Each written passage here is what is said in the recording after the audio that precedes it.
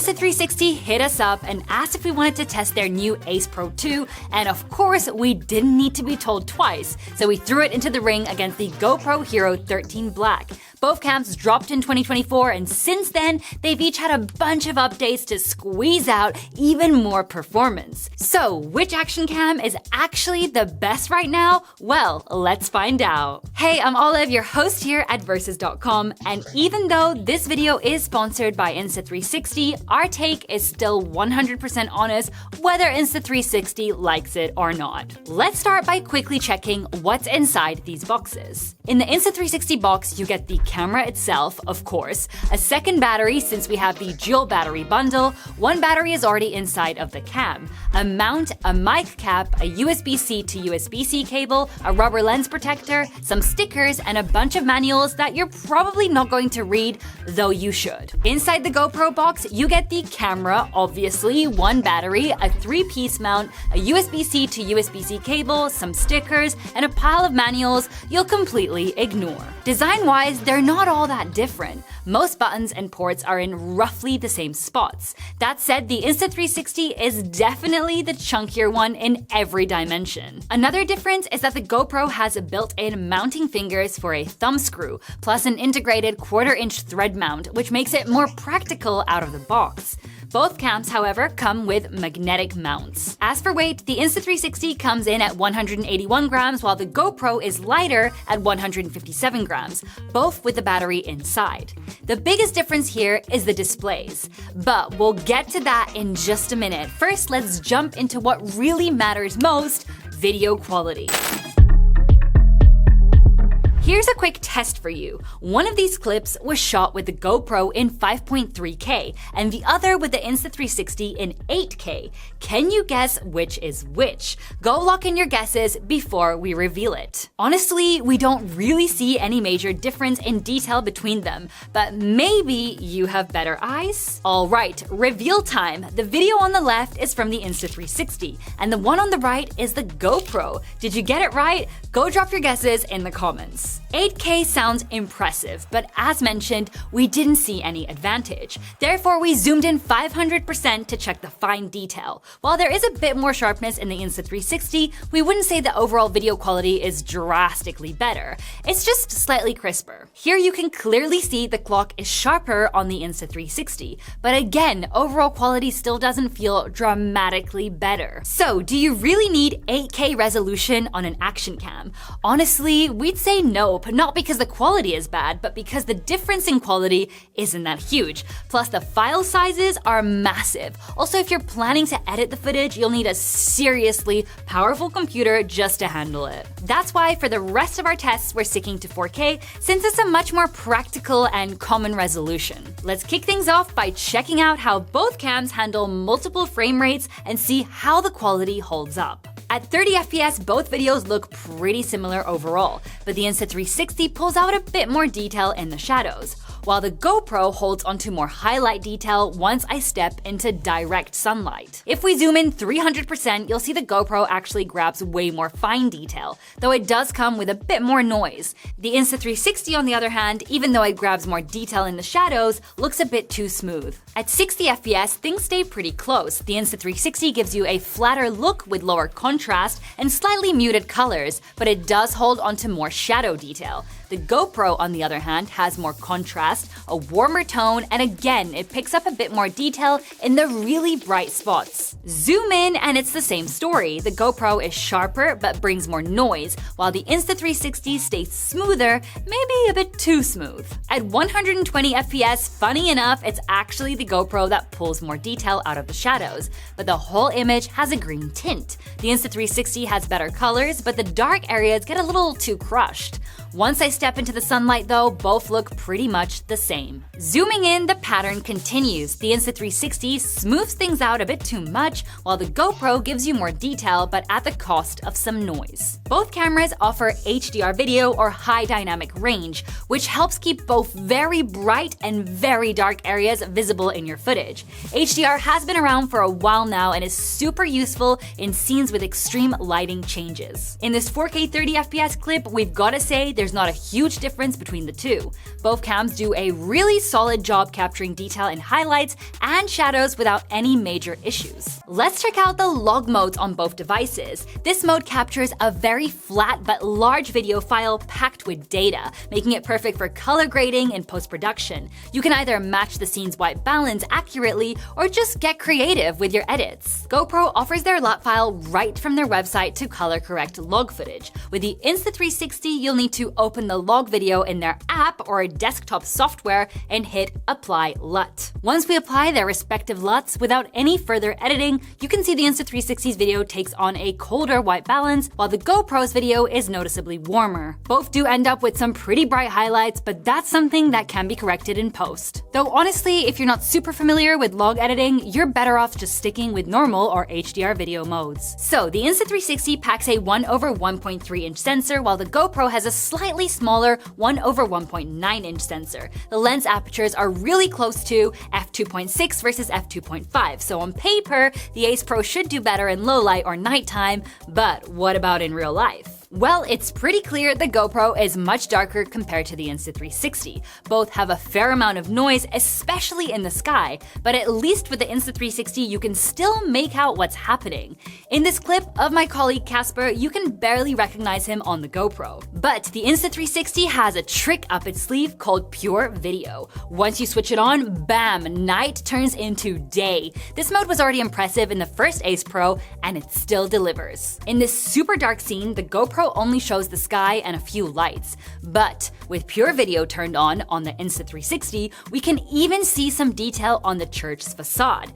Same with this house. On the GoPro, it's pitch black, but very much visible on the Insta360. A dim playground? No problem for the Insta360, while the GoPro is just, well, dark again. So no contest here. The Insta360 absolutely crushes night performance. GoPro clearly has some catching up to do, especially since Pure Video has been around for years now. Alright, next let's check out stabilization. Image stabilization is just as important as video quality on an action cam. I mean, what's the point of great footage if it looks like this?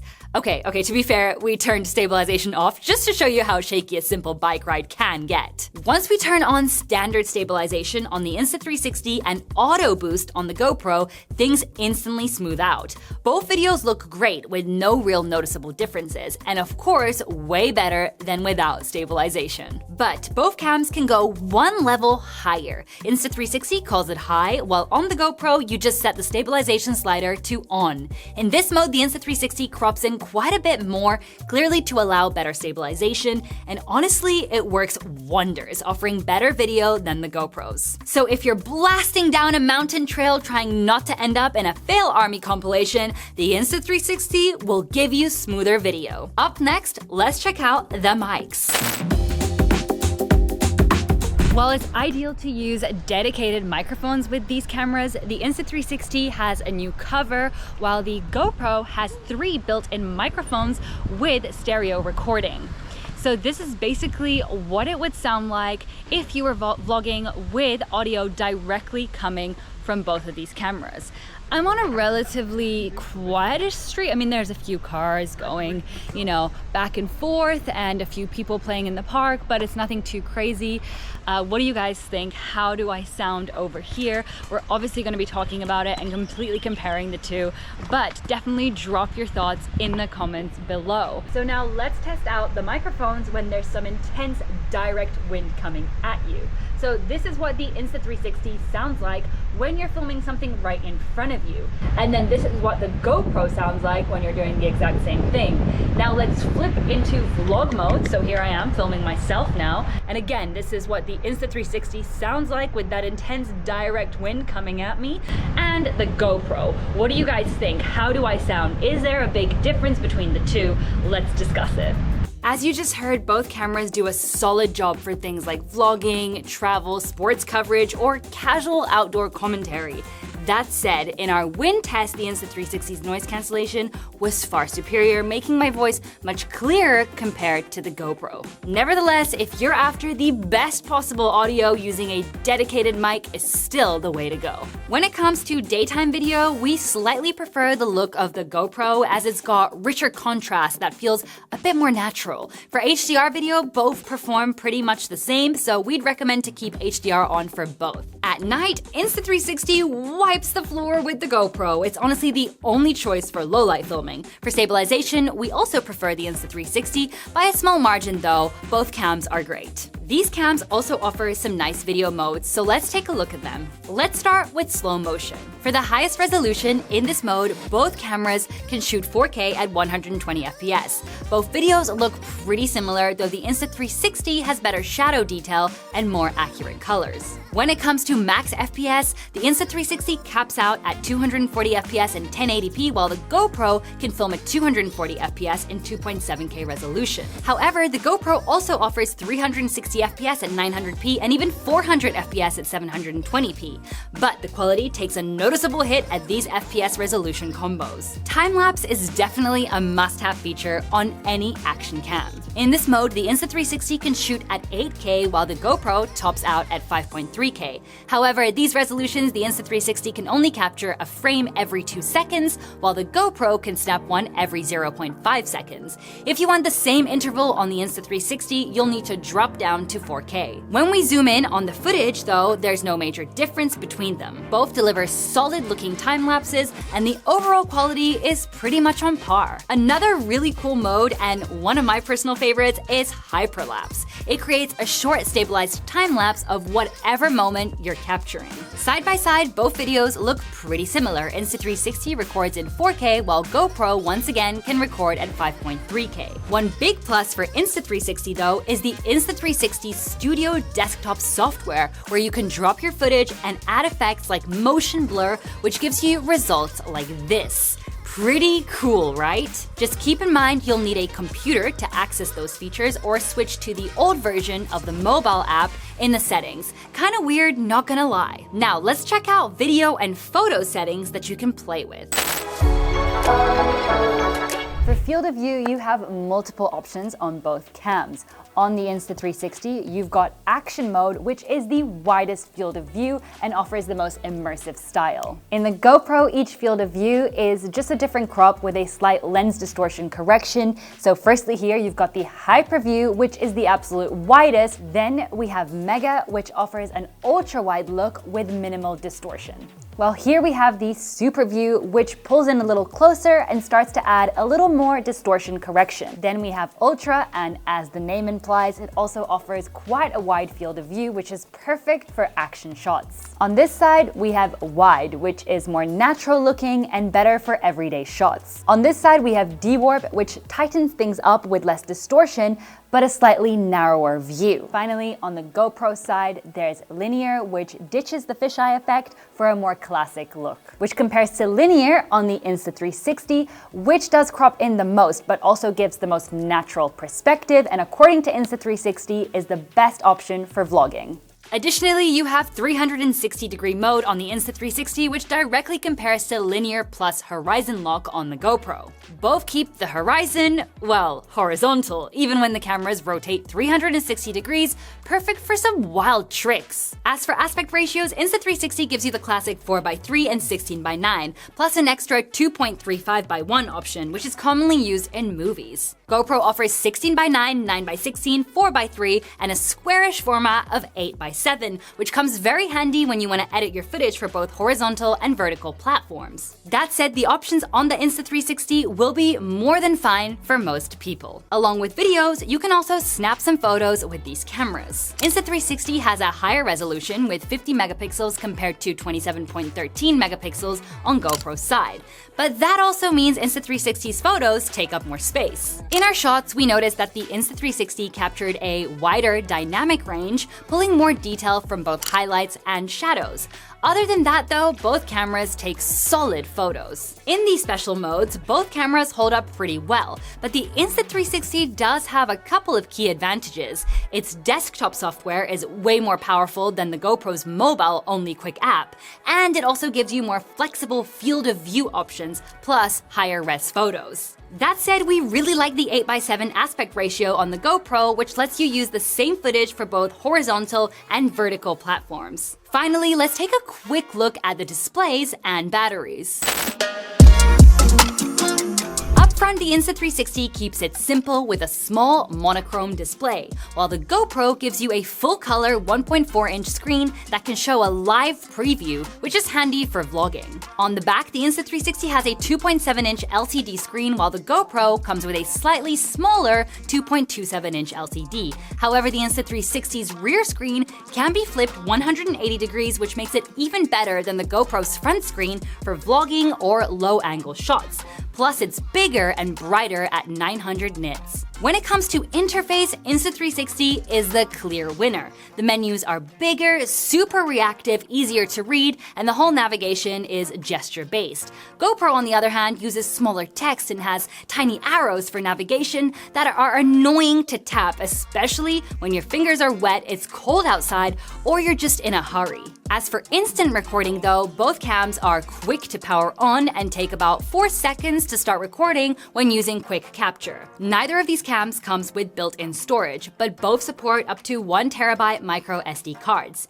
For waterproofing, Insta360 can go down to 12 meters without a dive case, while GoPro is rated for 10 meters. Powering these cameras, the Insta360 packs a 1,800 mAh battery, while the GoPro has a slightly bigger one at 1,900 mAh. To give you a real idea of battery life, we set both cameras to record 4K video at 30 FPS and hit record at the same time. However, the Insta360 offers endurance mode, which saves battery without sacrificing resolution. The GoPro lasted 1 hour and 44 minutes, while the Insta360 kept going longer, 2 hours and 17 minutes, before stopping due to low battery, even though 5% was still left. While the time difference might not sound huge, when you're out all day without a way to recharge, that extra time can definitely come in handy. Talking about charging, Insta360 claims the Ace Pro 2 can fully recharge in 47 minutes. GoPro, on the other hand, says the 13 Black can fully recharge in as little as 2 hours, and we can confirm that after draining them, the GoPro took over an hour longer to charge. Finally, let's check out the price tags. The Insta360 Ace Pro 2 retails for $399 with 1 battery, or $419 if you go for the bundle with 2 batteries, like our review unit. The GoPro Hero 13 Black, on the other hand, goes for $429. That makes the Insta360 $30 cheaper. Basically, for the price of the GoPro, you could actually grab the Insta360 in the 2 battery bundle and still have $10 left over for some Cheetos. But to be fair, both of these brands often offer regular discounts, so you might actually be able to snag either of these cams for an even cheaper price.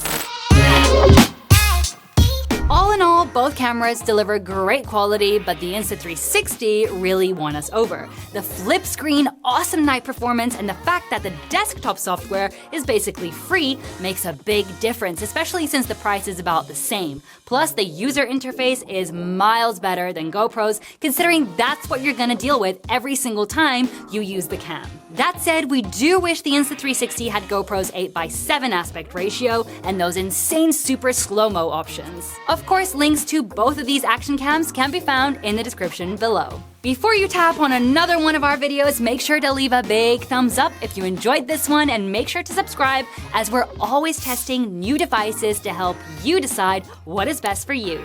We'll see you in our next video, and until then, take care.